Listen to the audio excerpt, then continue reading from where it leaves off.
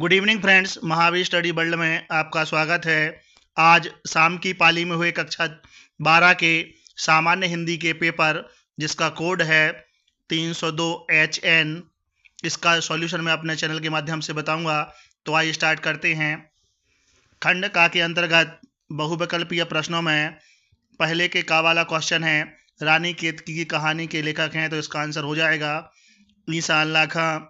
दूसरा वाला है, यदि गद्य कवियों की कसौटी है तो निबंध गद्य की कसौटी है, यह कथन किस साहित्यकार का है, तो आंसर हो जाएगा रामचंद्र शुक्ल। पद्मावत की संजीवनी व्याख्या ग्रंथ में गद्य की विधा है, तो आंसर हो जाएगा आलोचना। तेलुगु भाषी तमिल, कन्नड़ और मलयालम साहित्य सृजन के साथ हिंदी के लब्ध प्रतिष्ठ निबंधकार, तो आंसर हो जाएगा प्रोजी सुंदर रेड्डी। पांचवा क्वेश्चन है, हजारी प्रसाद द्विवेदी निम्न में से किस उपन्यास के रचनाकार नहीं है, तो आंसर हो जाएगा गबन। दूसरे के कावाले में प्रश्न है, हिंदी काव्य साहित्य के किस युग को जागरण सुधार काल कहा जाता है, तो आंसर हो जाएगा द्विवेदी युग। परशुराम की प्रतीक्षा के रचनाकार हैं, तो आंसर हो जाएगा रामधारी सिंह दिनकर। अगला प्रश्न गा वाला है, झांसी की रानी कविता की रचना, तो आंसर है किसकी रचना है, तो उत्तर हो जाएगा सुमित्रा कुमारी चौहान। छायावाद के कवि, तो आंसर हो जाएगा महादेवी वर्मा। प्रकृति के सुकुमार कवि किसे कहा जाता है, तो आंसर हो जाएगा सुमित्रानंदन पंत। क्वेश्चन नंबर 3 में दिए गए गद्यांश पर आधारित प्रश्नों के उत्तर देना है। तो पहला क्वेश्चन है, प्रस्तुत गद्यांश के शीर्षक एवं लेखक का नाम, तो शीर्षक है अशोक के फूल और इसके लेखक हैं हजारी प्रसाद द्विवेदी। फिर उसके बाद रेखांकित अंश की व्याख्या करनी है। तीसरा वाले प्रश्न में मनुष्य ने नई शक्ति किससे प्राप्त की है, तो आंसर हो जाएगा मनुष्य संघर्षों से मनुष्य ने नई शक्ति पाई है। इस प्रकार से हम इसका आंसर लिख सकते हैं। फिर क्वेश्चन नंबर 4 और 5 के आपको उत्तर देने थे। अथवा वाले क्वेश्चन में निबंध जो गद्यांश है, ये इसका जो संदर्भ रहेगा ये नंदारस से लिया गया है, तो इसके जो लेखक हैं हरिशंकर परसाई हैं। और बाकी प्रश्नों को आपको उत्तर देना है, जैसे स्वाभाविक और निर्दोष में क्रमशः प्रत्यय और उपसर्ग छांट कर लिखना है। उसके बाद अगला प्रश्न है, प्रश्न नंबर 4 वाले में पद्यांश दिया है, इसका शीर्षक होगा श्रद्धा मनु और इसके लेखक हैं, कवि का नाम होगा जयशंकर प्रसाद। इस प्रकार और प्रश्नों के उत्तर आपको देना है। अथवा में जो पद्यांश दिया है, इसका शीर्षक होगा पवन दूतिका और इसके कवि का नाम होगा अयोध्या सिंह उपाध्याय हरिऔध। और आपको बाकी प्रश्नों के भी उत्तर देना है। प्रश्न नंबर 5 के का के अंतर्गत किसी एक लेखक के साहित्यिक परिचय और उसकी प्रमुख रचनाओं का उल्लेख करना है, जिसमें कन्हैयालाल मिश्र प्रभाकर, प्रोजी सुंदर रेड्डी या APJ अब्दुल कलाम, किसी एक लेखक के बारे में आपको लिखना है। खा वाले प्रश्न के अंतर्गत किसी एक कवि के साहित्यिक परिचय और उसकी रचनाओं को का उल्लेख करना है। प्रश्न नंबर 6 के अंतर्गत बहादुर कहानी के उद्देश्य को अपने शब्दों में लिखना है अथवा पंचलाइट का सारांश अपने शब्दों में लिखना है। प्रश्न नंबर 7 में स्वपतित खंड काव्य के आधार पर किसी एक खंड काव्य का आपको उत्तर देना है। तो जो ललितपुर अलग अलग जिलों में अलग अलग खंड काव्य चलते हैं, तो आपको अपने अपने ज़िले के अनुसार आप खंड काव्य के बारे में क्वेश्चनों के आंसर दे सकते हैं। जैसे कि ललितपुर ज़िले में मुक्ति यज्ञ खंड काव्य चलता है, तो इसकी विशेषताएं लिख सकते हैं। या राष्ट्रनायक गांधी मुक्ति यज्ञ के मुख्य पुरोधा हैं, इस कथन के आधार पर गांधी जी के चित्रण की व्याख्या आपको करनी है। उसके बाद क्वेश्चन नंबर 8 में संस्कृत के गद्यांश का आपको हिंदी अनुवाद करना था। इन दोनों गद्यांशों में से किसी एक गद्यांश का आप हिंदी अनुवाद कर सकते थे। और खावाले में 2 श्लोक दिए हैं और किसी एक श्लोक का आपको ससंदर्भ हिंदी अनुवाद करना है।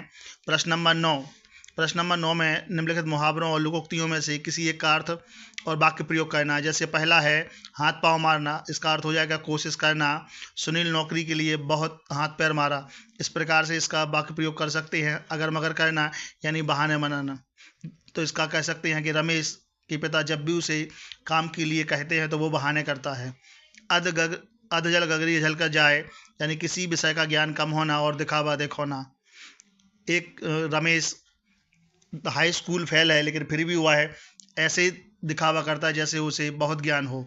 बंदर क्या जाने अदरक का स्वाद, तो इसका अर्थ लिख सकते हैं कि मूर्ख व्यक्ति को अच्छी चीज़ की कदर नहीं होती। इस प्रकार से हम इसके वाक्य प्रयोग भी कर सकते हैं। प्रश्न नंबर 10 में आपठित गद्यांश पर आधारित प्रश्नों के उत्तर देना है। उपर्युक्त गद्यांश का शीर्षक, तो हम इसका शीर्षक कर्मों की गति या कर्म सिद्धांत, इसका शीर्षक लिख सकते हैं। इस प्रकार से इस क्वेश्चन के आंसर हो जाएगा। दूसरा क्वेश्चन है प्रारब्ध कर्म किसे कहते हैं, तो इसका आंसर हो जाएगा जो कर्म प्रकट हो रहा है और जिसका प्रभाव दिखना शुरू हो गया है वह प्रारब्ध कर्म है। इस प्रकार से हम इसका आंसर लिख सकते हैं। उसके बाद तीसरे क्वेश्चन का आंसर हमको देना था। अथवा वाले गद्यांश में उपर्युक्त गद्यांश का समुच्चय, इसका शीर्षक हम लिख सकते हैं विषमता शोषण की जननी। इस प्रकार से हम इसका शीर्षक कर सकते हैं। उपभोक्ता किसे कहा जाता है, तो उपभोक्ता उस व्यक्ति या व्यक्ति समूह को कहा जाता है जो सीधे तौर पर किन्हीं भी वस्तुओं एवं सेवाओं का उपयोग करते हैं। उपभोक्ता का शोषण क्यों होता है, तो हमारे देश में सामाजिक, आर्थिक, शैक्षिक और सांस्कृतिक असमानताएं होने की वजह से उपभोक्ता का शोषण होता है। उसके बाद क्वेश्चन नंबर 11 के का में युग्म शब्द युग्मों का सही अर्थ चयन करके लिखना है।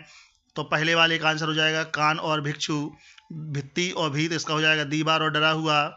खा वाले के अंतर्गत एक शब्द के दो अर्थ लिखना है, तो कर, इसका हो जाएगा हाथ या लगान या हाथी की सूंड। पुष्कर का हो जाएगा जलाशय, आकाश या कमल। विधि का हो जाएगा कानून या तरीका। अर्थ का हो जाएगा धन या मतलब।